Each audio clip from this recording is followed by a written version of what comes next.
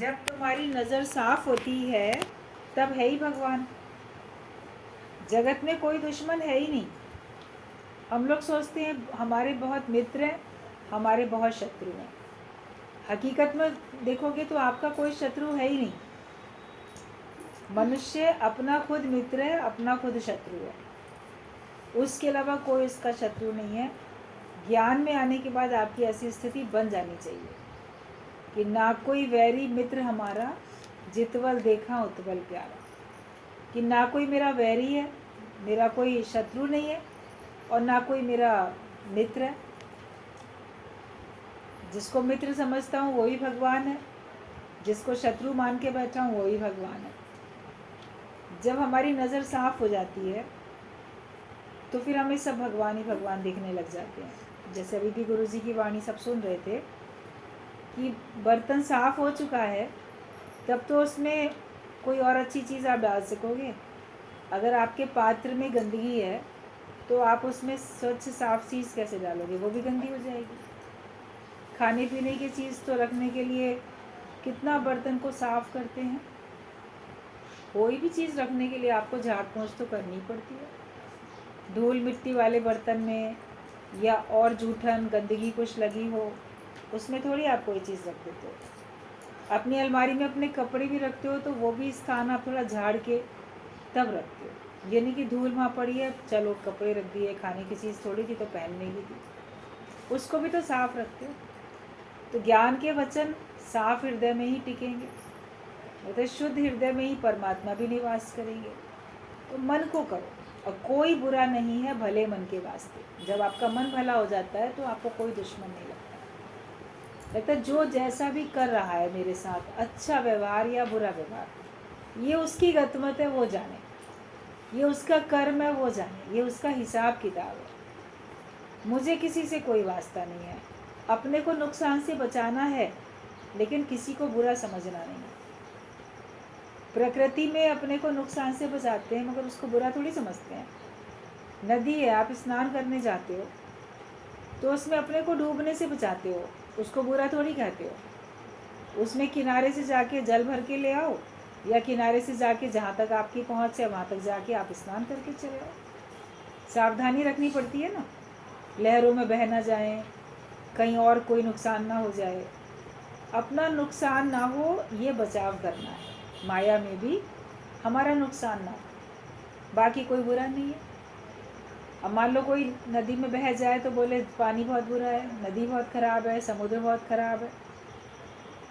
पहाड़ से ऊपर से नीचे गिर जाए कोई खाई में तो खाई बड़ी ख़राब है। ये मौसम बड़ा ख़राब है। किसी की लू लगने से मृत्यु हो जाए, किसी की शीत लहर आने से मृत्यु हो जाए, भूकंप से हो जाए, तो बोलेंगे ये चीज़ तो बड़ी ख़राब है। औरों के लिए ख़राब नहीं है, उन्होंने बचाव किया था। तो माया किसी के लिए भी ख़राब नहीं हो सकती है अगर वो बचाव करके चलेगा तो। बाकी तो घर में भी आप अपने कमरे में अपने पलंग पर लेटे लेटे भी आपका अंतिम श्वास आ जाता है, तो क्या पलंग ख़राब है? उस पर सोना बंद कर दोगे? और चीज़ तो छोड़ दोगे, अरे हमारे घर में ना स्कूटर से फलाना गया था, कार से फलाना गया था, मोटरसाइकिल से गया था, एक्सीडेंट हो गया, अब कार नहीं चलाएंगे, अब ये नहीं करेंगे। तो क्या होगा ऐसा? और तुम्हारे घर में कोई बिस्तर पे लेटे लेटे मर गया था तो क्या बिस्तर पे लेटना ही बंद कर दोगे? तो कार स्कूटर चलानी क्यों बंद कर दोगे? हमको सावधानी रखनी है और अपना बचाव रखना, बचाते चले जाओ अपने आप को। तो जब तुम्हारी नज़र साफ होती है तब तुम देखोगे कि सर्वत्र है ही भगवान। भगवान के अलावा कुछ नहीं है, हर तरफ भगवान ही भगवान है।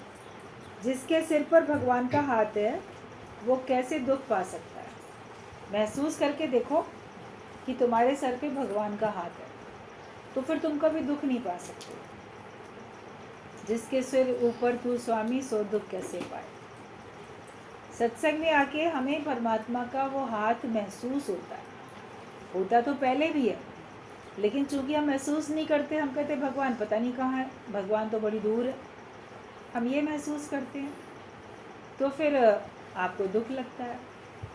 ज्ञान में आने के बाद आप उसको हाजिर हजूर समझते हो, मेरे अंग संग है, तो फिर आपको दुख नहीं लगता। लगेगा चौगिर्द हमारे राम का पहरा है, चारों तरफ भगवान का पहरा है, इसलिए मुझे दुख नहीं लग सकता। जैसे चारों तरफ आपने बड़ी कोई बाउंड्री बना रखी है अपने घर के चारों तरफ, या आपका खेत है वहाँ पे चारों तरफ आपने बना रखा है, तो कोई जंगली जानवर या कोई और उसमें अंदर एंटर नहीं कर सकता, क्योंकि चारों तरफ इतनी ऊंची बाउंड्री आपने बना रखी है। तो हमारे चारों तरफ राम का पहरा है, जिसको पार करके दुख नहीं आ सकते, चिंताएं नहीं आ सकती, समस्याएं नहीं आ सकती। भगवान का सहारा लेके बैठो। मनुष्य का सहारा लेते हैं या हम माया का सहारा लेते हैं। किसी भी रूप में माया का सहारा लेते हैं और किसी भी रूप में मनुष्य का सहारा लेते हैं, उसमें कभी हमको दुख परेशानियों का सामना करना भी पड़ता है। लेकिन जो भगवान का सहारा लेके बैठता है उसको कभी भी किसी प्रकार का दुख परेशानी समस्या कभी उसका सामना नहीं करना पड़ता। इसके लिए हमेशा साथ रखो भगवान को, साथ रखो ज्ञान को। अपने को अकेला कभी भी हमें समझना नहीं है। तुम भगवान के बेटे हो तो फिर क्या परवाह करनी है। जैसे राजा का बेटा राजकुमार, उसको कोई परवाह नहीं होती।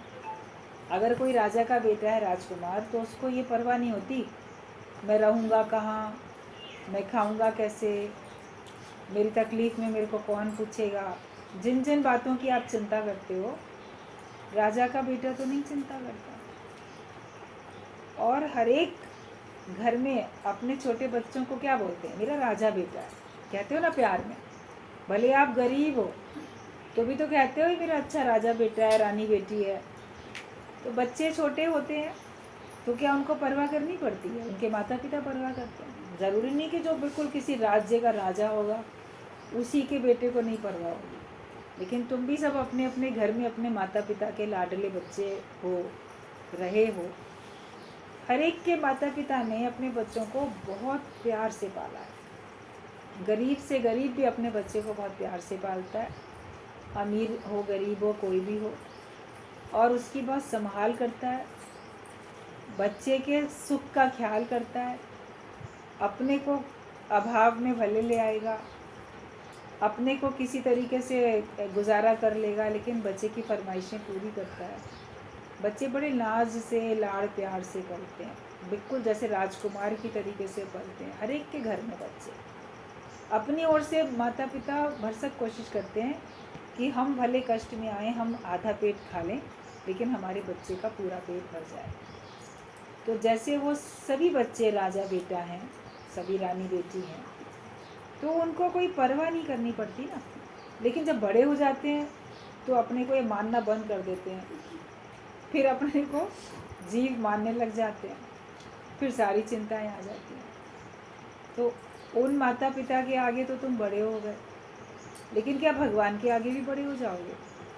भगवान के आगे तो हमेशा बड़े रहोगे। तो इसलिए उस निराकार परमेश्वर को, परमात्मा को अपने सर पे समझो कि वो मेरा ख्याल रख रहा है। जब मैं उसके बताए रास्ते पे चल रहा हूँ, मैं उसकी शिक्षाओं का ख्याल रखता हूँ, तो वो भी मेरा ख्याल रखता है और सभी का रखता है। बाकी अगर कोई कष्ट आते भी हैं, कोई अभाव आते भी हैं, तो वो इंसाफ हो रहा है, न्याय है, अन्याय नहीं होता है। अगर भगवान इंसाफ ना करे, न्याय ना करे, तो भगवान क्या फिर? तो कल भी जैसे इतनी बात चल रही थी, तो हमारे ही किए हुए कर्मों का पर्चा सामने आ रहा है। अगर परमात्मा हमें कष्ट भी दे रहा है तो उस कष्ट में भी वो हमको ये एहसास दिलाता है कि वो भगवान उसके नज़दीक है, क्योंकि कष्ट में हम भगवान को अधिक पुकारते हैं और ये भी जानते हैं कि भगवान मेरे को सुन रहे हैं, मुझे देख रहे हैं, और ज़रूर मैं उनका भक्त हूँ तो वो मेरा ख्याल भी करेंगे ही करेंगे। तो जैसे राजकुमार को कभी परवाह नहीं होती है, वो मस्त रहता है, छोटा बच्चा मस्त रहता है, उसके माता पिता चिंता करते हैं। तो भगवान का भक्त भी हमेशा अपने को बालकवत समझ के मस्त रहता है। वो जानता है कि भगवान ही मेरी चिंता करते हैं और सचमुच में करते भी हैं। अगर आप एकदम सच्चे मन से शरणागत हो जाओ, समर्पण कर दो, फिर आप देखोगे कि वाकई आपको अंदर से कोई दुख नहीं लगता है। आपको लगेगा जैसे मुझे किसी की अब ज़रूरत ही नहीं है, किसी और की ज़रूरत ना हुई, ना है, ना होगी। ऐसा मन मस्त हो जाता है कि बस एक भगवान मेरे साथ है, वो काफ़ी है। मुझे गर्ज ना और सहारों की, एक तेरा सहारा काफ़ी है। तो जो ऐसी मस्ती में मस्त रहता है उसको कोई कमी भी कभी नहीं रहती है। जगत वालों को दिखेगा इनको कमी है, मगर उसको पूछो तो उसको कोई कमी नहीं है। लोग कहते हैं भगवान के भक्त के ऊपर बड़ी आती हैं परेशानियाँ, समस्याएं, परीक्षाएं। भक्त से पूछोगे वो बोलेगा कोई परीक्षा नहीं आती है। आपको दिख रही है परीक्षा, हमें तो नहीं आती परीक्षा। हम तो नहीं कहते परीक्षा हो रही है, हम तो उसमें ही मस्त रहते। दुख विच सुख मनावा, दुख है तो मैं तो उसमें भी सुख मनाता हूँ। दुख और सुख द्वंद्वी जोड़े तुमने नाम दिए, लेकिन मैं दुख और सुख दोनों से ऊपर हूँ। ना मुझे दुख असर करता है, ना मुझे सुख असर करता है। ना हमें कोई मान असर करता है, ना हमें अपमान असर करता है। इतना ज्ञान पक्का करो कि द्वंद्वी जोड़े से हम ऊपर हो जाए, हमको किसी भी प्रकार का असर न हो। वो तब होगा जब अपने को आप वास्तव में जो हो वो मानोगे। ये शरीर हम है नहीं, मगर इस शरीर को हम अपना मान लेते हैं, बल्कि इसी को अपना रूप मान के बैठ जाते हैं। इसीलिए सारी परेशानियाँ आती हैं। दुख दर्द का सामान ये शरीर है, लेकिन इसको धारण करने वाला मैं अलग हूँ। इसकी सहायता से मैं कार्य ले रहा हूँ। कानों से सुन पाते हैं, आँखों से देख पाते हैं, हर अंग से हम कार्य ले रहे हैं। जो काम हमको करना है वो हम ले रहे हैं, और ये सब ऑटोमेटिक चल भी रहा है। थोड़ी गड़बड़ी होती है तो आप ठीक करते हो। इतनी साइंस ने तरक्की की हुई है कि बहुत सारी चीज़ों का इलाज है, कुछ का नहीं भी है। उसके लिए साइंटिस्ट खोज करते रहते हैं, इसका भी इलाज निकाल दें, इसका भी निकाल दें, कामयाब भी होते रहते हैं।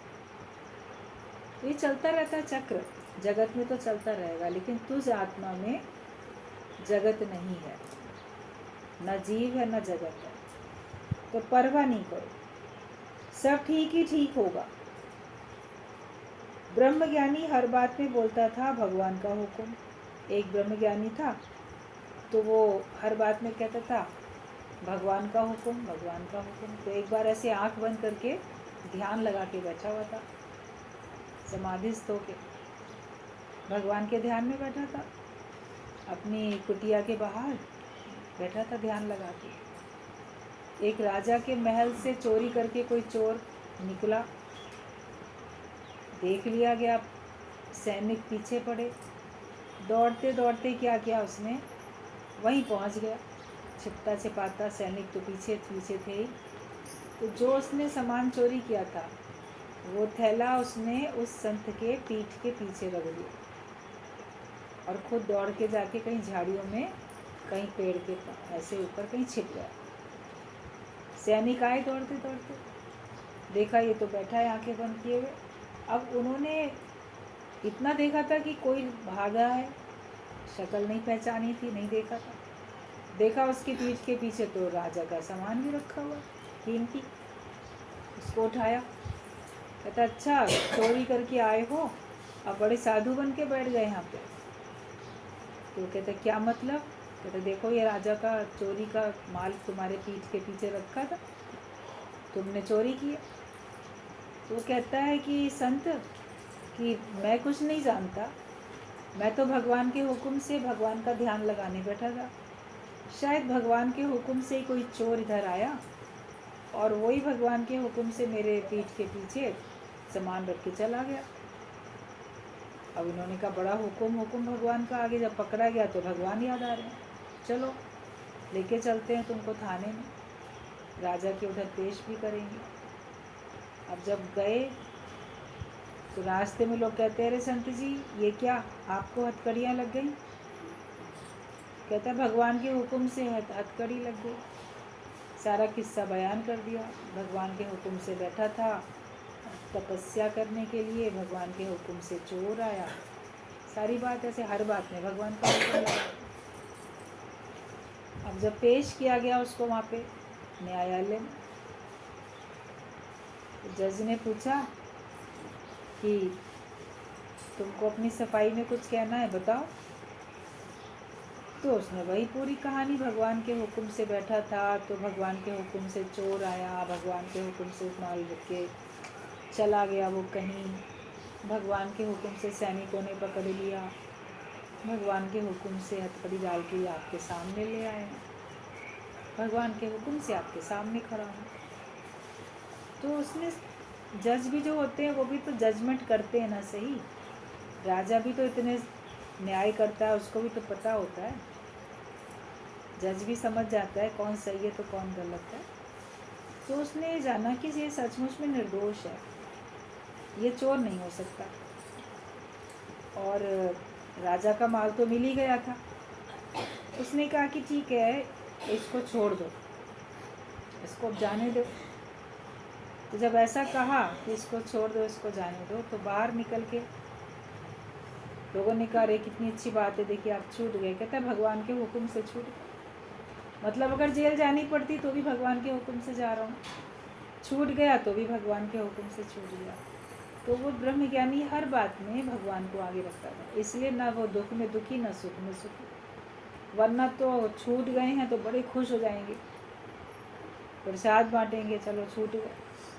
मतलब छूट गया तो भगवान के हुक्म से, पकड़ा गया था तो भगवान के हुक्म से। तो जो इतना आगे भगवान को रखेगा, उसके लिए क्या दुख है और क्या सुख है।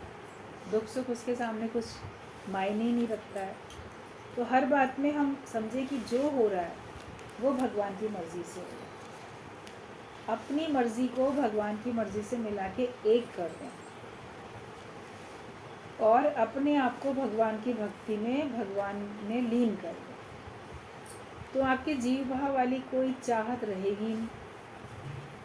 जो अपने को जीव मान के बहुत कुछ इच्छाएं रखते हो वो रहेगा ही नहीं। फिर आप बड़े न्यूट्रल होके, देह को भी अपने से अलग समझ के सारा खेल देखोगे, ये सब खेल हो रहा है। सुजागी सावधानी तो होती है, अंत तक होती है। विवेक का इस्तेमाल अंत तक करना पड़ता है। ना कोई ब्रह्मज्ञानी को ठग सकता है, ना कोई नुकसान पहुंचा सकता है, ना उसको गिरा सकता है। ब्रह्मज्ञानी मजबूत होता है, वो लाचार, कमज़ोर, मजबूर नहीं होता, लेकिन वो बहुत मजबूत होता है, दृढ़ होता है।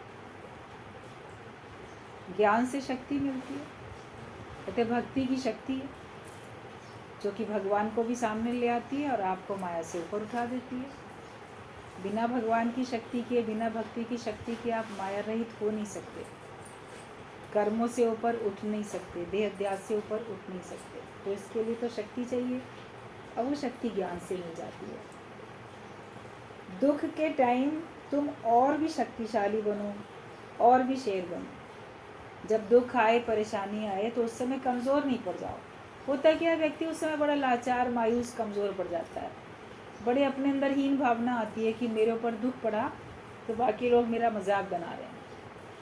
मैं गरीब हूँ तो मजाक बनाते हैं, मैं बीमार हूँ तो मजाक बनाते हैं, मेरे परिवार के लोग गलत व्यवहार करते हैं तो मेरा मजाक बनाते हैं। बहुत तरह से अपने अंदर हीन भावना आती है कि लोग क्या कहेंगे, इसके परिवार के लोग इतने ख़राब हैं, या इसके परिवार के लोग इसका ध्यान नहीं रखते, या ये तो इतना बीमार रहता है, किसी के कोई बुरे कर्म होंगे तो भोग रहा है, गरीब है तो बुरे कर्म है तो भोग रहा है। कई तरह से आपके ऊपर दुख आते हैं, जिस प्रकार से भी उसमें आपका मन और कमज़ोर पड़ जाता है। कोई दुनिया से चला जाता है आपके परिवार का तो मन कमज़ोर पड़ जाता है। लेकिन दुख आए तो दुख में और मजबूती धारण करो, उसमें और शेर की तरह शक्तिशाली हो जाओ कि मैं और मुकाबला करूँगा। ये दुख मुझे अपने स्वरूप से डिगा नहीं सकता, हिला नहीं सकता। ये दुख परेशानियाँ आती ही इसीलिए हैं ताकि मेरे ज्ञान की परीक्षा हो जाए कि मैं ज्ञान में कितना पक्का हूँ। वरना पता ही कैसे चलेगा। अगर बच्चों के एग्ज़ाम ना हो तो उनको पता कैसे चले उनको कितना लेसन याद है। एग्ज़ाम होता है तो पता चलता है, पास फेल तभी होते, नेक्स्ट प्रमोशन तभी मिलती है। तो ये सब समस्याएं जो आती हैं, इसका मुकाबला करो ज्ञान से और इसमें पास होके दिखाओ, तो फिर आप जीव से ब्रह्म बनोगे, मनुष्य बनेंगे, मनुष्य से देवता बनेंगे, देवता से आप भगवान ब्रह्म बनोगे। अपनी स्थिति दिनों दिन ऊंची उठती जाएगी। एक एक समय जो आता है वो आपकी चेकिंग, आपकी परीक्षा के लिए आता है। तो दुख के समय और भी शेर बनो। तकलीफ कभी कभी भगवान भेजते हैं, लेकिन सुख तो हमेशा ही भेजते हैं। ये भी तो याद रखो, जन्म से लेके अभी तक सुख तो भगवान ने हर दिन भेजा आपको, लेकिन तकलीफ तो कभी कभी भेजते हैं। तो जब कभी कभी तकलीफ आती है तो उसमें बहुत हाय हाय शिकवे शिकायत। रोज़ जो भगवान सुख भेज रहा है उसमें क्यों नहीं शुक्राने गा के वाह वाह करते? हर दिन सवेरे उठ के क्यों नहीं शुक्राना गाते? भगवान आज तूने मुझे स्वस्थ उठाया, तूने मुझे जीवित आज का दिन उठाया देखने के लिए, आज का दिन, आज का सवेरा, आज का सूर्य, आज कर्म कर सकता हूँ अच्छे अच्छे। तो हर दिन जो भगवान सुख दे रहा है, हर दिन जो आपका मन शांत रहता है, मन खुश रहता है, चाहे वो बहुत साधारण बातें होती हैं, मगर हो तो खुश, खुशी का अनुभव नहीं भी कर रहे हो, लेकिन दुखी भी तो नहीं हो ना। अगर दुखी नहीं हो इसका मतलब आप खुश हो।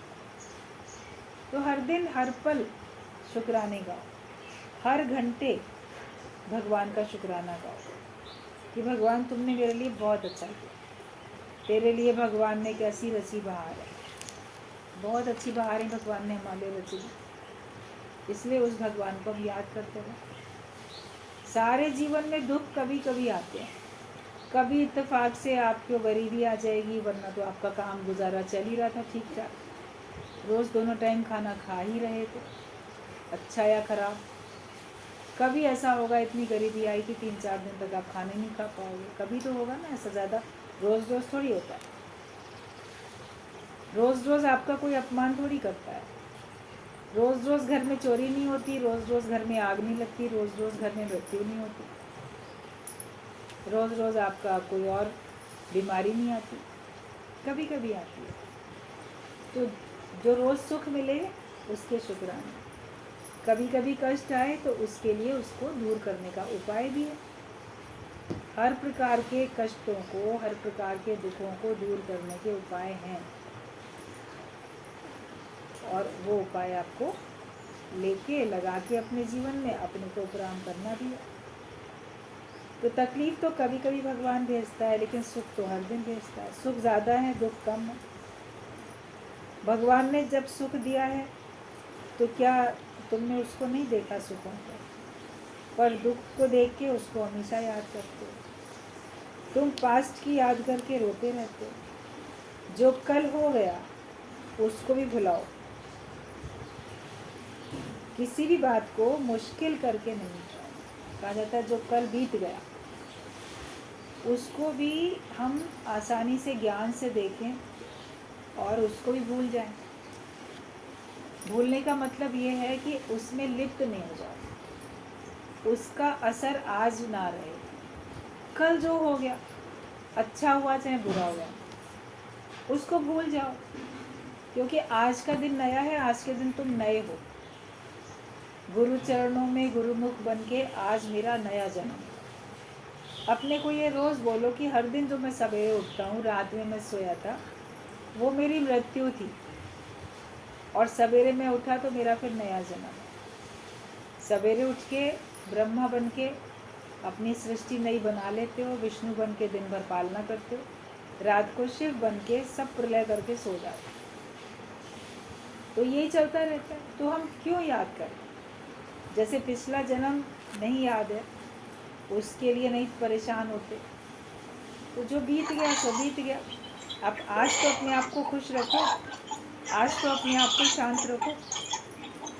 तो कोई भी बात को मुश्किल करके नहीं उठाओ, ये काम बड़ा मुश्किल है, ये काम बड़ा ऐसा है, कठिन है, इसको हम नहीं कर पाएंगे। मतलब कोई एक कर सका है तो हम भी कर सकते हैं। कोई काम मुश्किल नहीं अगर ठान लें। लोग बोलेंगे ब्रह्म ज्ञानी होना बड़ा मुश्किल है। मुश्किल नहीं है, जो ठान लेता है उसके लिए कोई मुश्किल नहीं है। माया से मुकाबला करना बड़ा मुश्किल है, लेकिन जो ठान लेता है उसके लिए मुश्किल नहीं है। जब आप संकल्प करते हो तो संकल्प करना व्रत कहलाता है। जैसे हमने ये संकल्प किया तो मतलब हमने ये व्रत लिया। तो एक साधारण व्रत भी अगर आप लेते हैं तो उसमें मुश्किल थोड़ी लगती है। कितनी महिलाएं ऐसे निर्जल व्रत रखती हैं, सवेरे से उठ के एक पानी का एक बूंद भी नहीं पिएंगे, रात तक नहीं पीते हैं। कई तो रात में भी नहीं पीते हैं, अगले दिन पीते हैं, न अन्न न जल। तो संकल्प ऐसा लिया, ऐसा कठिन व्रत लिया तो वो उसमें उनको शक्ति मिलती है, परेशानी नहीं होती। एक दिन सवेरे से लेके रात तक व्रत रखते हो, चलो रात में खा पी लिया, अगले दिन फिर ऐसा किया। नवरात्रि में आप 8 दिन तक ऐसे ही व्रत रख लेते हो। कई लोग जो बॉम्बडन्स हैं वो उनके तो 40 दिन के रोज़े होते हैं, वो तो अपना रोज़ का काम भी करते रहते हैं, लेकिन सवेरे से लेके रात तक वो दिन भर में कुछ नहीं खाते पीते, और एक दिन नहीं, लगातार 40 दिन तक। तो चलता है ना शरीर, शक्ति आती है। संकल्प ऐसा ले लिया। सभी लोग जो लोग भी ऐसे व्रत रखते हैं, तो जब हम बात करते हैं उनसे तो कहते हैं भूख ही नहीं लगती है। क्यों नहीं लगती है भूख? क्योंकि आपने संकल्प ऐसा ले रखा है कि हमको नहीं खाना है, मन को बता दिया है कि मुझे नहीं खाना है, तो आपका मन जाता ही नहीं है खाने में। ज्ञानी ने अपने मन को बता दिया है कि मुझे माया में नहीं जाना, मुझे विकारों में नहीं जाना, तो उसका मन जाता ही नहीं है उसमें, क्योंकि उसने संकल्प ले रखा है, उसने अपने मन को बता रखा है कि मुझे नहीं जाना। तो मन भी नहीं जाएगा। फिर मन को ज्ञान की, आत्मा की राह दिखा दे। यदि मन को आत्मा की राह दिखा दे, वरना मन नहीं मानेगा। आपका मन मानेगा तब जब उसको आत्मा की राह दिखाओगे, जब उसको ज्ञान की राह दिखाओगे तब आपका मन मानेगा। और जब हमारा मन हमारे फेवर में हो जाता है तब ये ज्योत स्वरूप बन जाता है। फिर ज्ञान का प्रकाश आपके चारों तरफ रहता है, अज्ञान का अंधेरा रहता ही नहीं है जिससे कि आप ठोकर खाओ। तो अपने मन को ही मजबूत बनाना। मनुष्य अपने ख्यालों से गिरता है, पहले बाद में गिरता, बाद में बाहर से बाद में गिरता, पहले अपने ख्यालों से गिरता। अपने को मजबूत बना के चलो, कोई काम मुश्किल नहीं है। कोई बोलेगा ज्ञान में चलना बहुत मुश्किल है, शब्दों की चोट को सहना बड़ा मुश्किल है, ये मुश्किल वो मुश्किल, तो कोई मुश्किल नहीं। हमेशा गुरु का आदर्श रखो सामने, ब्रह्म ज्ञानियों का आदर्श रखो सामने। जो एक व्यक्ति कर सका वो सब कर सकते हैं, तुम भी कर सकते हो। जितना आप चाहोगे उतना आप कर सकते हो, जितना आपसे हो पाएगा उतना तो करो। जितना हो सकता है उतना भी नहीं करते कि हम तो कर ही नहीं पाएंगे, बंधन अपने तोड़ ही नहीं पाएंगे। जितने तोड़ सकते हो उतने तो तोड़ो। पूरी तरह से माया के शिकंजे में जकड़ के अपने आप को क्यों बिठा देती? तो अपने पास में, जैसे आपके पास हो बंधन काटने के लिए ज्ञान का शस्त्र। अभी आजकल देवी की पूजा सब लोग कर रहे हैं, तो देवी के 8 भुजाएं, उसमें 8 प्रकार के हथियार सब होते हैं ना। चले जाना मंदिर में, देख के आना कौन कौन से हाथ में क्या क्या चीज़ें हैं, कौन कौन से प्रकार के शस्त्र हैं जो रखे हुए हैं, अस्त्र शस्त्र क्या क्या हैं। सब अलग अलग प्रकार की समस्याओं को काटने के लिए तो हैं, दुखों को काटने के लिए, समस्याओं को काटने के लिए। तो आपके पास में भी शस्त्र होते हैं, शास्त्र और शस्त्र। शास्त्र में लिखे हुए वचन आपके अंदर के अज्ञान को काटते हैं। बाहर के शस्त्र बाहर के शत्रुओं को काटते हैं, बाहर के शत्रुओं से आपकी सुरक्षा करते हैं। और जो शास्त्रों के शब्द हैं, वचन हैं, वो आपको अंदर से शत्रुओं से बचाव करते हैं। और अंदर के शत्रु कौन है? आपके विचार, आपके ख्याल। तो ख्यालों को ही तो ख्यालों से काटना है। अज्ञानता के विचार को ज्ञान के विचार से काटना। तो अपने को बनाओ देवी माता और अपने हाथ में रखो ज्ञान के विचार। कहते ज्ञान तलवार है। ज्ञान के लिए कितनी कितनी बातें बोली जाती है जो कि आपके अज्ञान को काट देती है। सारे जो भी आपके सामने आपको विघ्न डालने वाले जो भी हैं, जड़ चेतन परिस्थिति के जो भी रूप हैं, उनसे सबसे आपको मुकाबला करना आना चाहिए। तो अब ज्ञान के विचार रखो और उसी से अपने शत्रुओं का भी नाश करो और अपनी सुरक्षा भी करो। हथियारों का दोनों का काम होता है ना, अपनी रक्षा करने के लिए भी होता है। आत्मरक्षा के लिए कई लोग बोलते हैं कि हमको ना लाइसेंस चाहिए रिवॉल्वर का, इसका उसका। क्यों चाहिए? हमको अपनी स्वयं की सुरक्षा के लिए चाहिए। तो अपनी आत्मरक्षा के लिए भी ज्ञान अपने पास रखो और अगर कोई शत्रु आता है तो उसका मुकाबला भी कर सको, उसके लिए भी होता है। तो शस्त्र शास्त्र विचार सब एक ही है, जिससे कि हम अपनी सुरक्षा कर सकें और तभी हमको शक्ति भी मिलेगी। अभी अकेले आप कहीं निकल जा रहे हो, मान लो सुनसान जगह है, आपके पास कोई हथियार नहीं है, कोई शस्त्र नहीं है और आपको लग रहा है बिल्कुल सुनसान इलाका है, थोड़ा थोड़ा शाम में अंधेरा है, कोई अगर आए तो मैं मुकाबला कैसे करूँगा? वहीं रास्ते से आप मान लो एक छोटा सा कोई पत्थर ही ईंट कुछ उठा लेते हो हाथ में, उसको हाथ में ले लेके चलते हो। कोई आएगा ना, कुछ नहीं तो कम से कम मैं यही फेंक के मार दूँगी। मनुष्य कोई आए या कोई पशु आए तो है तो वो एक पत्थर का टुकड़ा, मगर आपने उसको एज ए शस्त्र अपने हाथ में ले लिया, अस्त्र के हाथ में ले लिया, तो उससे आपको कितनी शक्ति आती है। चलो मेरे पास ये तो है, कुछ नहीं है मेरे पास, एक मुट्ठी मैंने ज़मीन से धूल उठा ली, मुट्ठी भर धूल है, कोई आएगा मैं उसकी आंखों में यही धूल झोंक दूँगा, धूल फेंक दूँगा, जिससे मेरा कुछ बचाव हो सकता है। तो अपने बचाव के लिए आप छोटी से छोटी चीज़ भी अगर अपने साथ रखते हो तो उससे शक्ति मिलती है ना। तो ज्ञान के वचन तो इतने अनमोल, गुरु तो ज्ञान के वचन भर भर के हमें दे रहा है। कितने सारे रोज़ हम वचन सुनते हैं, उनको हमेशा याद रखो तो अपने को कितना शक्तिशाली महसूस करोगे। होता क्या है, भगवान के भाव में नहीं रहते और ज्ञान के वचनों को भूल जाते हैं। कहा गया जब तू भूली आपको तो भासे संसार, कि जब भगवान को भूलेंगे तो संसार भासेगा, लेकिन जब अपने स्वरूप को भूलेंगे, अपने आप को भूलेंगे तो भी संसार भासेगा। तो भूलो नहीं, ज्ञान को भी हमेशा याद रखो और भगवान को भी हमेशा याद रखो, तब फिर आपको शक्ति का अनुभव होगा और शक्ति होगी तो आपका मन शांत रहेगा। आप अपने को शक्तिशाली नहीं समझते हो तो आपके अंदर में अशांति भी रहती है। लोगों को जिससे भी शक्ति मिलती है ना, उसका साथ होता है तो उसको शांति रहती है। किसी को लगता है कि मेरे परिवार वालों से मुझे शक्ति मिलेगी, वो उनके बीच में रहता है तो उसको शांति मिलती है। कभी लगता है नहीं पैसा मेरे पास है तो फिर मेरे को शक्ति है धन की, बैंक बैलेंस अच्छा खासा होता है तो फिर उसको बड़ी मन में शांति रहती है, कुछ नहीं है मेरे पास धन तो है। किसी को अपना शरीर स्वस्थ होता है तो उसको बड़ी शांति रहती है, कुछ नहीं शरीर तो मेरा सही है, परिवार में कोई नहीं है, पैसा भी नहीं है, तो मेरा शरीर तो मेरे साथ है, मेहनत मजदूरी करके मैं अपना काम कर सकता हूँ। तो उससे शक्ति का अनुभव होता है ना। जिसमें भी हमने शक्ति समझ ली वो अगर हमारे साथ है तो हमको शक्ति का अनुभव होता है और हमको शांति भी मिलती है।